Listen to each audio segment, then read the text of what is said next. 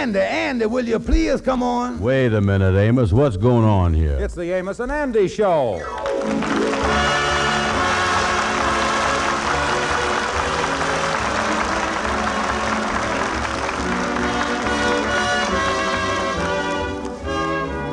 Yes, welcome to the Amos and Andy Show, brought to you by the makers of Rinso, the soap that gets clothes Rinso White. And now to our stars, Amos and Andy.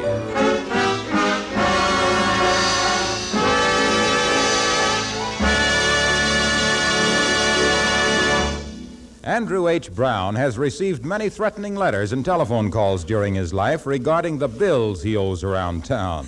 But today, for the first time, the head of the credit department of one of Harlem's outstanding stores is calling on Mr. Brown in person, and it looks like the gentleman means business.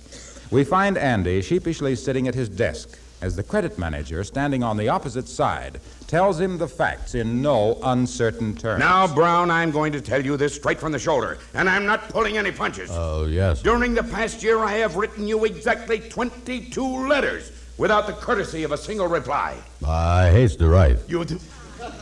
Not only that, I have called you repeatedly, time after time, telling you that your bills must be paid, that they were 2 years past due.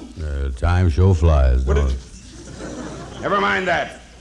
We want our money, and we want it today. Today? Brown, we've come to the end of our rope. I want this account settled, and I want it settled now. From what I can understand about your credit in this community, there is no term in any credit book that can describe it. Now, I don't know what the other merchants of this community are going to do, but I can tell you what I'm going to do. I'm going to demand here and now that this delinquent account be settled today. Well, today I was a little delinquent with myself. All right, then, Brown. I want you to return the radio that you bought from us. Where is it? Well, to tell you the truth, mister, I owed another bill, and I done sold the radio set so I could pay the other bill. You sold our merchandise to pay another bill? Yes. You see, I owed the other bill for 3 years. I've heard enough.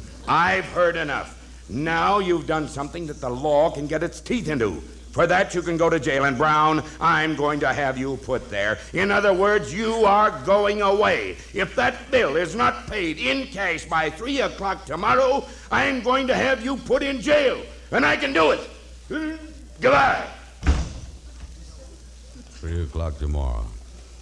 Oh, me. Why did I sell that radio set? This summer in jail. This is serious. Oh. Well, hello there, Andy, old pal. How is you? Hi, Kingfish. Just happened to be passing. Thought I'd drop in. The spirit of summer is in my veins. And, of course, that brings up the subject of vacations. And, of course, my first thoughts is of you. Yeah. Andy, you done thought anything about going away anytime soon? Yeah, I is. Yes, away from the humdrum of what we has been doing. It's away, all right. Maybe I'll humdrum on something else while I was there. Yes, it's nice, ain't it, Andy, even to think about it. Well... A place that is restful, quiet, to give you a chance to be alone with your thoughts. You're getting closer and closer. A place that makes you feel that you was away from the outside world. A little secluded spot where people can't get to you. You ain't bothered by the telephone. Oh, summer, beautiful time of the year, ain't it, son? Yeah, pretty all right. Yeah, when do you think you'd like to go? 3 o'clock tomorrow. That's pretty quick, ain't it? Too quick.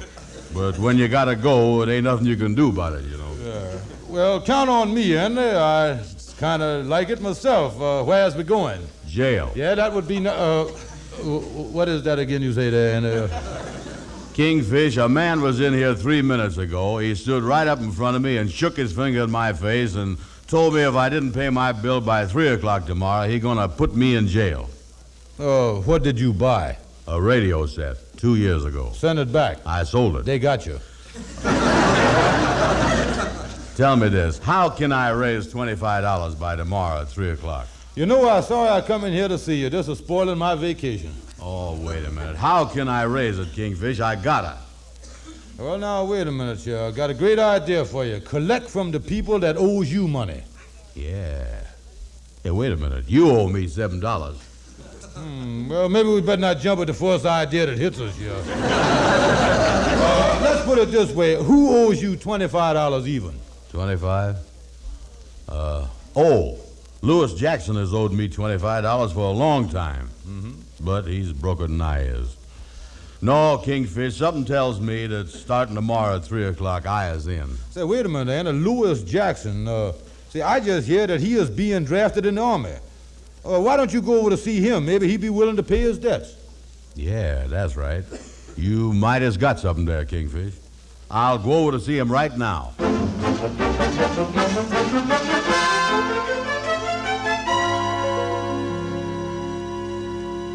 Well, come in, Amos. Hiya, Kingfish. Hello, Miss Van Porter. Charming to see you. Yeah, where's Andy? Well, me and Henry have been sitting here in his office. He's out trying to collect some money from Lewis Jackson. Oh. Andy collecting money. That's the first time he's been on that side of the ledger, ain't it? Yeah, well, I'm sorry I missed him. Guess I'll be running along. Yes, me too. Well, I'll walk down the street with you boys. Guess I'll lock his front door. Well, if you see Andy, why... Say, wait a minute. What is it? Say, ain't that Andy in that busted-down automobile that's driving up here? Yes, that's him, all right. Where in the world did he get that broke-down automobile at? Why don't you do something about it, Andy? Say, Andy, what you sitting in that broken-down thing? Why don't you turn the motor off? I did. Funny thing, how the body keeps rattling after the motor's turned off, ain't it? Yes, there's no such thing as a car having convulsions, is there? No. Let me get out of this thing here. Yeah, where'd you get it at, Andy? Lewis Jackson owed me $25, and he didn't have no money, so he gave me the car as part payment. Oh, only part payment. Yeah, when he gets out the Army, he's going to pay me the other $20. Well, Andy, I think you made a good deal there. Is you going to keep the car? No, Henry, I'm figuring on selling it. I need some money pretty fast. Andy, why don't you run the car over to Bob's used car lot? He might take it off your hands right now. Wait a minute, Andy. If Bob buys the car, that means he's going to make a profit. Now, we can sell it and make a profit ourselves. Yeah. Yeah, well, y'all can do it any way you want to. Well, I got to be going. So long, fella. I'll walk with you, Amos. So long, boy. So long. You know, Kingfish, I might as well take Amos's advice and try to sell the car to a used car dealer. Yeah, there you go, taking Amos's advice again. Well, he's my friend, ain't he? Yeah, that's the trouble with you, Andy. You've been taking Amos's advice too long. Andy, as your true friend, I'm going to tell you something. All these years, you has been victimized by Amos. I is? Oh, I tell you, Andy, Amos has done deliberately give you bad advice and brung you to the gutter where you is laying now. How you figure that? Yeah, well, look at the life Amos leads, working all the time and making you look bad 'cause you ain't working. Yeah. And always lending you money to give you the inferiority complex. Yeah, that's humiliating, all right, ain't it? Yeah. All Amos thinks about life is getting up early, going to work, getting to bed at night, and saving his money, and always advising you to do the same thing. Yeah, that's what he tell me, all right. Sure, Amos is in a rut, and he's trying to drag you in there with him. He's supposed to be your pal. Huh. He got his furniture paid for, owns his own taxi cab. Look, you never see him spending no time at nights hanging around the pool room with you, do you? No, he been pretty cool to me, all right. Now he wants you to sell your car to Bob's used car lot. Call that friendship? No. And to think I trusted that bum Amos. And you facing jail at 3 o'clock tomorrow. Now, I tell you what we're going to do.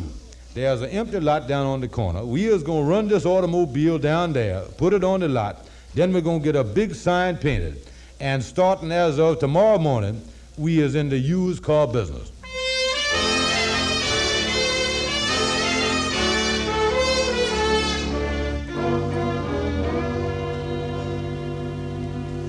Well, Andy, today we is all set. Look at that big sign up there. Brown and Stevens, used cars that is different. Yeah, the thing I was afraid of is that our car is too different. Say, Kingfish, don't you think we ought to clean up all this junk and all these tin cans off the lot here? And all them tin cans make the car look more attractive. That's what they call showcasing the merchandise. That's what they do there. 3 o'clock gonna be here before I know it. Yeah, well, don't... wait a minute. Look, here come a customer. Yeah, he's looking at the car all right, too. Yeah, now don't act too anxious. Here, take one of these toothpicks and stick it in your mouth. You look like you was got money and just ate. Good morning, mister. That's a real automobile you're looking at there. Oh, it is? Oh, yes, sir. Just look at it all you want. You can kick them tin cans out of the way as you walk around there. Tell me, mister, does this thing still run? Oh, mister, you was looking at a car that still runs after you shut it off. Yeah, and it's had good care. We know the owners. It was owned by two old ladies, and all they ever used it for was to go shopping. They must have done most of the shopping in the Rocky Mountains. Nice car, all right. How much you want for it? Well, $250. $250? Well, that's just our asking price. We would sell it for $25. Yeah, if you buy it before 3 o'clock. Too much money, boys. You see, the only reason I'm interested in the car is because I was in the junk business. Well, wait a minute, Muzzer. If you in the junk business, what is you waiting for? Look at that car and tell me where you can find a better pile of junk than that. And guaranteed, too. I'll tell you what. I'll give you $6, including all the tin cans you got here on the lot. $6. Why, that's ridiculous. The tin cans alone is worth $6. That's what I figured. And I ain't charging you nothing to take the car off the lot. Nothing doing, mister. All right, boys, but you're turning down a good offer. No, let him go. Oh, me. Kingfish, I gotta get $25 by 3 o'clock this afternoon, you know that? Well, now, don't get undiscouraged, Andy. There's always hope till they closes the cell door on you. Yeah, see what happened, Andy, when you take advice from a fellow like Amos? Amos? Sure, it was his idea to sell the car in the first place. That's why we was in the used car business. Yeah, that guy Amos done really dragging me down in a rut good this time, ain't he? Yeah, sure is. Say, wait a minute. Who is this driving on the lot? Hey, boys, is this a used car lot or a parking lot? What is you interested in? I want to park my car. It's a parking lot. All day parking, mister, 50 cents. Oh, fine, thank you. I'll lock it up and leave it right here. Yeah, sir. Yeah, here's your money. I'll take it. I'll be back in a couple hours. Thank you, mister. Well, Andy, we done at least made half a dollar on the lot. Yeah, but that ain't gonna do me no good. Yeah, well, you can buy a good lunch with it so that at least you can go to jail on a full stomach. Boy, I wish this was the car we were selling. That's a revertible roadster, ain't it? Yeah, sure is a beauty.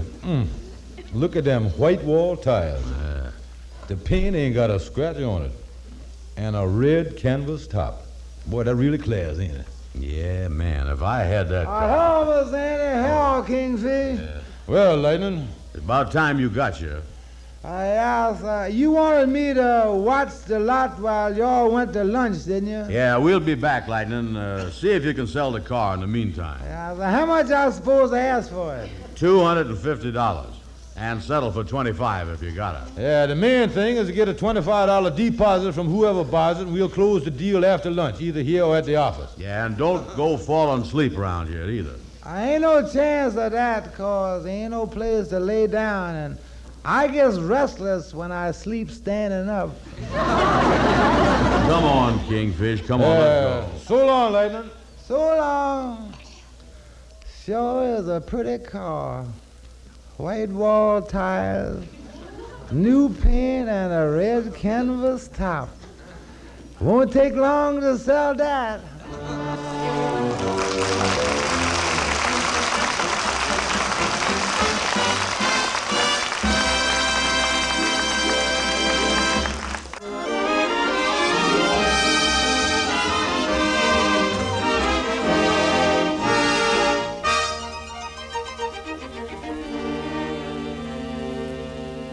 Well, the Kingfish and Andy left Lightning in charge of their used car lot while they went to lunch. We pick up the boys now on their way back to the lot. Instead of me walking back to the lot, I ought to go home and pack my toothbrush and start getting ready to go to jail, you know it? My freedom is about up. Wait a minute. Here come Lightning. Look at him. He look excited. Yeah, what's up, Lightning? What's up? I done sold the car. A man done bought the car, and I say he got to make a deposit, and he say all right, and he said that he give me $25 now and the rest later, and I say that he got to come back to the office and see you to close the deal, and he say all right, and I say you'll be there pretty quick, and he say he'll be there too, and he say with the rest of the money, and I guess that's all they say. Lightning, did you say he give you a $25 deposit? Yeah, sir, here it is, $25. Oh, Kingfish, this is great. You don't know how this makes me feel. Yeah, I knowed we could do it, Andy. Lightning, you said $25 was a deposit. How much is the man going to give us for the call together? Well, I told him the price was $250, and he say he'd pay it. $250? I wonder if the man is an antique dealer. And any man that's willing to spend $250 for that old busted-down wreck must be half crazy. And we has got to close this deal while the crazy half is still percolating. Yeah, well, what must we do? Well, let's get back to the office right away so we won't miss the man. Wait a minute. Lightning, look here, this is important. Take this $25 down to the Globe Department Store to the credit department. Give it to the manager and get me a receipt. Yeah, sir. I'll whiz right over there. So long. So long. Come on, Andy, to the office. Now, look, ain't you glad you didn't take Amos's advice about selling the automobile to Bob's used car lot? You said it. That Amos not only dragged me in the gutter, but he's trying to keep me there.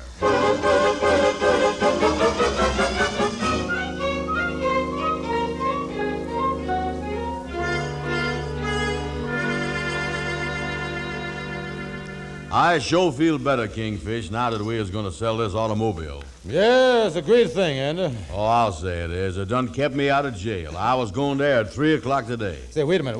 Look, Andy, here come our man now. I hope that's him. Yeah, he's coming in here, too.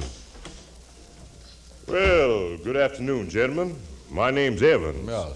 I put a deposit on a car this morning, and now I brought the rest of the money. Oh, how you do, Mr. Evans? Also, my name is Stevens. This is Mr. Brown. Sit down and relax your brain. Well, here's your $225. And gentlemen, frankly, I've been all over town looking at used cars, and yours is the best one I've seen. Sure is a fine-looking automobile. Oh, you made a great buy there, all right. Kingfish, don't put it in your pocket. Leave the money on the desk, will you? Well, will you make out the bill of sale so I can get going? Bill of what? Bill of sale. Oh, sure. Oh, yeah. Now, making out a bill of sale here. How we do that? Wait a minute, Anna. Don't talk ignorant in front of the gentleman. Course, Mother, we make lots of bills of sales in our business, but sometimes we're so busy we forget how we do it. Well, just give a description of the car. Yeah, description of the car is good. Yeah, now, what could we say about that car? Just put down convertible coupe, white wall tires, red canvas top. Oh, yeah, well, you can say whatever you want, but let's get back to the description of the car here. Yeah, let's stick to the thing we're talking about here. Now we'll sit down here, say, Andy, let's see, what must we say? Oh, just describe the car I bought. Convertible coupe, white wall tires, red canvas top. I heard it again.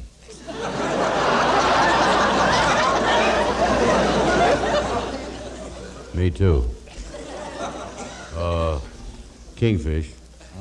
Yeah, Andy. You know what? And let's not have that thought even enter our minds.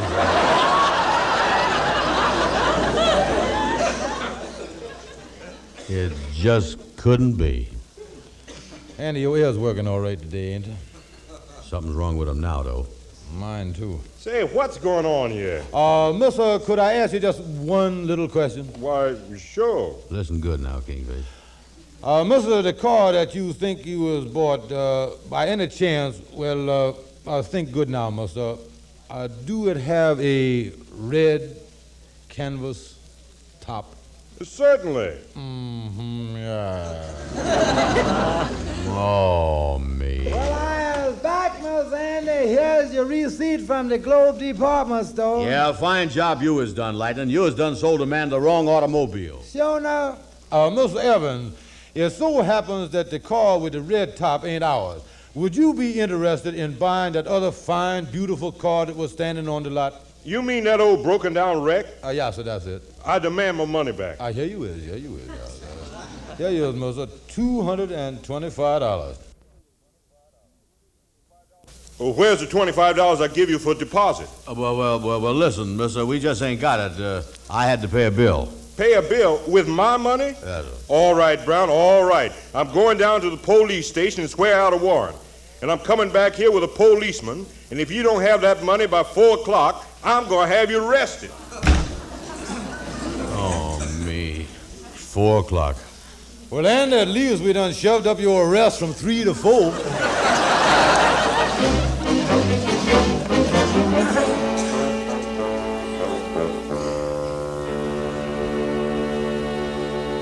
Kingfish, what time is it? 2 minutes to 4, Brother Andy. But don't worry, I'll see that all your mail is forwarded to you down at the jail. By the way, what is the zone number down there? Oh, how'd I ever get into a mess like this? Well, it's all Amos's fault, giving you that advice about selling the car. Oh, I tell you, Andy, that Amos is out for no good. Yeah, I guess I got him to thank for all of this. I promise you, I ain't speaking to him no more. Now you're getting some sense. Shake hands on that. Yeah. Yeah, you know Amos ain't... hey, look who's coming.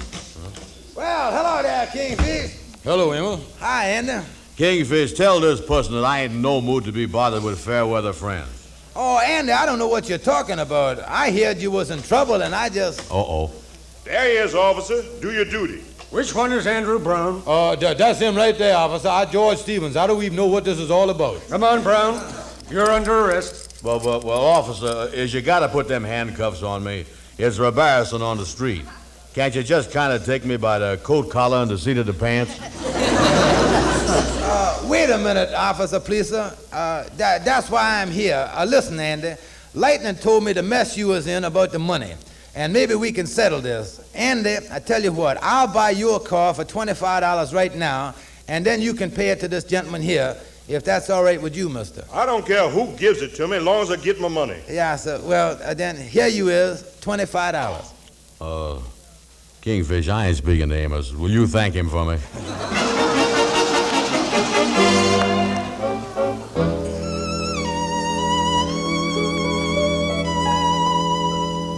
So you see, Ruby, I took the $25 out of our savings account and I bought the car from Andy just when they was about to arrest him. You didn't mind, did you, honey? Of course not, Amos. After all, Andy's your friend, and you couldn't let him go to jail. Well, anyway, I took the car over to Bob's used car lot where I told Andy to take it in the first place, and Bob gave me $75 for it. Yeah, he said the way the market is now, he can paint it up and put some glass in the windows and make a little profit on it. Oh, then you made $50 on it, didn't you, Amos? Yeah, but I took the $50 and I put it in the bank in Andy's name without telling him about it, and I ain't gonna tell him about it now neither. You know, he's always getting in jams, honey, and the next time when he needs it, that money is gonna come in pretty handy. That's a mighty fine thing you did, honey. Oh, I tell you, Ruby, I feel that Andy is my best friend, and I know he feels the same way about me.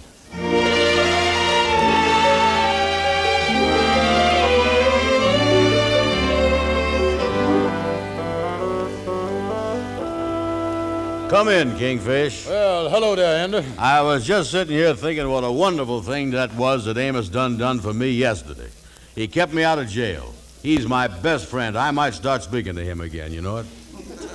Well, brace yourself, Brother Andy. I got a piece of news that's going to reverse your feelings. I was passing by Bob's used car lot just now, and I see a used car in there that you got from Lewis Jackson. And I went in, and it's the same car, all shined up with a $125 price tag on it. $125? That's right. I went in and I spoke to Bob, and he said that Amos Jones done sold him the car for $75. So you see there, Andy, your true friend Amos done made $50 out of your trouble, just like stealing it out of your pocket. How do you like that? Amos cheating me. Kingfish, I'm telling you, it takes time to find out who your true friends really is.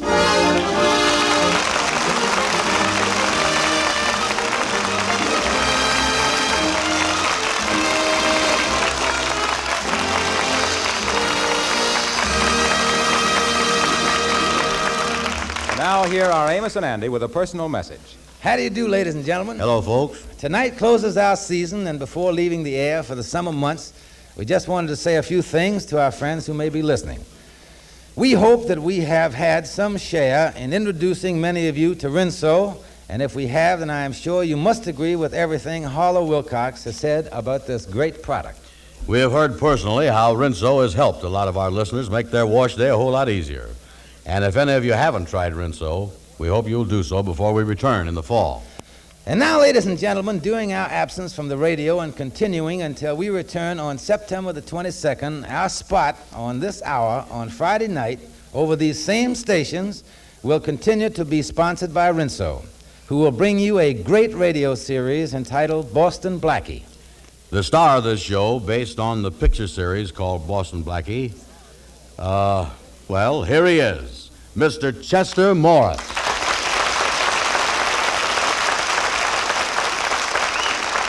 Well, hello, ladies and gentlemen. Mr. Morris here plays the part of Blackie, who is always getting in and out of scrapes, one jump ahead of the police. Wait a minute. He's getting away now. Yeah, let's listen to it.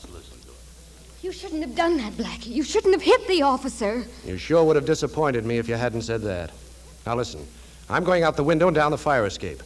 As soon as I get moving, you scream for Faraday. Tell him what happened, that I socked Monahan and put the handcuffs on you. Here, I better do that now. Faraday's got the key. He'll open them later. There.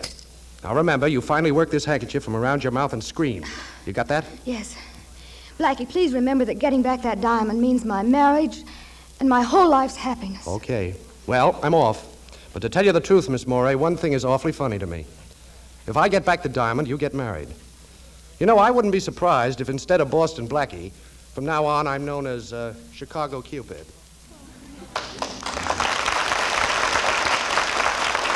Well, folks, that's the way it'll be going this summer in the Boston Blackie series, starting next Friday night at the same time, still sponsored by Rinso.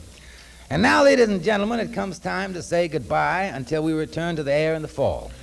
We want to thank you listeners for your loyalty in making the Amos and Andy program possible. We also want to thank our writers, our producers, our orchestra, its conductor, the engineer, sound effect, and the very capable actors and actresses who have assisted us for the past year. We are now starting to prepare our shows for the fall season, and we will look forward to being with you again September the 22nd. We hope you will be listening then. In saying goodbye. This is the National Broadcasting Company.